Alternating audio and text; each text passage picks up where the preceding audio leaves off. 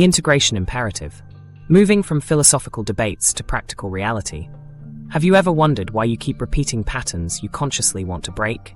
The answer lies not in a failure of willpower, but in the profound disconnection between what your conscious mind knows and what your unconscious mind believes. A gap that, when bridged, could transform your entire experience of being human. This disconnection manifests in countless ways in our daily lives. Consider the person who intellectually understands they deserve love, yet sabotages every promising relationship, or the professional who consciously desires success, but undermines opportunities at critical moments through self-sabotage. These aren't character flaws. They're symptoms of internal fragmentation, where conscious intentions and unconscious programming work at cross-purposes. Psychologist Carl Jung called this phenomenon psychic splitting, describing it as a state where aspects of ourselves remain separated from conscious awareness, creating internal conflicts that manifest as psychological distress. Modern researchers have validated Jung's insights, showing that many psychological disorders stem from this disconnection. Trauma researcher Bessel van der Kolk explains, "The body keeps the score.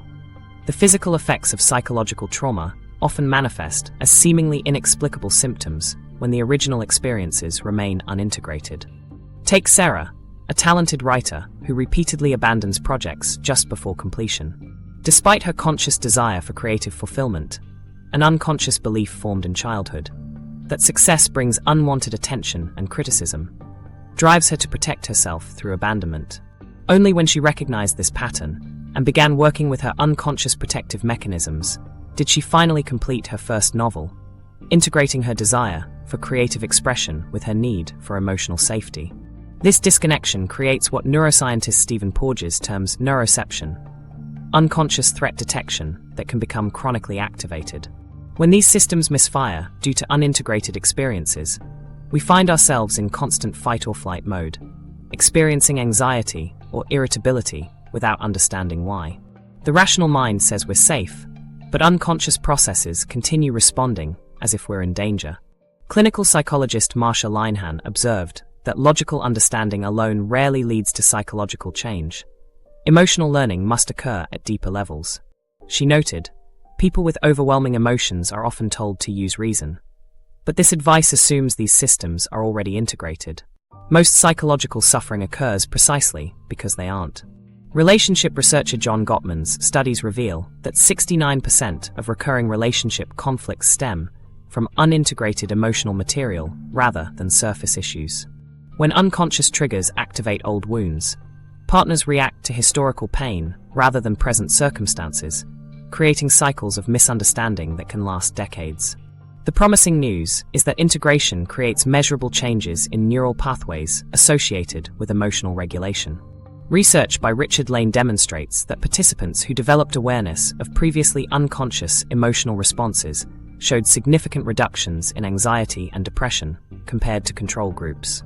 Among effective approaches to integration, internal family systems therapy offers a particularly powerful framework. Developed by Richard Schwartz, IFS recognizes psychological symptoms as protective adaptations, parts of ourselves trying to manage overwhelming experiences. Schwartz explains, by approaching these parts with curiosity rather than judgment, we can help them update their strategies and integrate their wisdom into our conscious awareness. While many therapeutic traditions offer paths to integration, from psychoanalysis to cognitive behavioral therapy to somatic approaches, they share a common understanding that healing occurs through relationship with previously disconnected aspects of ourselves. Pat Ogden, developer of sensorimotor psychotherapy, notes, the body is the primary canvas on which traumatic experience is painted. Integration requires working with these physical patterns, not just cognitive understanding.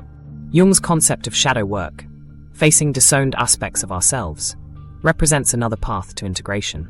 By consciously exploring aspects of ourselves we've rejected or denied, we reclaim vital energy and wisdom previously lost to us. Mindfulness practices serve integration purposes by creating space to notice unconscious patterns as they arise. Jon Kabat-Zinn describes mindfulness as paying attention in a particular way, on purpose, in the present moment, and non-judgmentally. This quality of attention allows us to respond differently rather than reacting automatically to triggering situations. What these diverse approaches share is a central premise. Psychological wholeness comes from bringing all parts of ourselves into relationship with conscious awareness. Integration doesn't mean achieving perfect internal harmony. Rather, it means developing the capacity to hold all aspects of your experience in awareness, even when they seem contradictory or uncomfortable. The neuroscience confirms why this matters. Interpersonal neurobiologist Dan Siegel explains that integration, connecting differentiated parts of the brain and mind, is the biological basis of well-being. The absence of integration leads to chaos or rigidity, the hallmarks of most mental suffering. When we facilitate integration, we create the conditions for natural healing. This perspective shifts how we understand personal development. Instead of focusing primarily on achievement or positive thinking, integration invites us to expand our capacity to be with all aspects of our experience. Paradoxically, by turning toward our fragmented parts rather than trying to transcend them, we discover a more authentic wholeness. The benefits extend beyond symptom reduction. People who engage in integration practices report greater creativity, more fulfilling relationships, and an expanded sense of possibility. By accessing previously unconscious resources, they find themselves making choices aligned with deeper values rather than reactive patterns. What appears as transformation is actually a return to our natural state of wholeness that was fragmented by difficult experiences. We've come to the end of our journey through the hidden landscape of your mind. What began as an exploration of brain functions has revealed something far more profound: the very foundation of your identity and reality itself. This invisible operating system creates the world you inhabit. The power lies in transforming your relationship with yourself. Each moment reveals your unconscious mind at work. That intuition, judgment, or emotional reaction offers glimpses into your deeper self.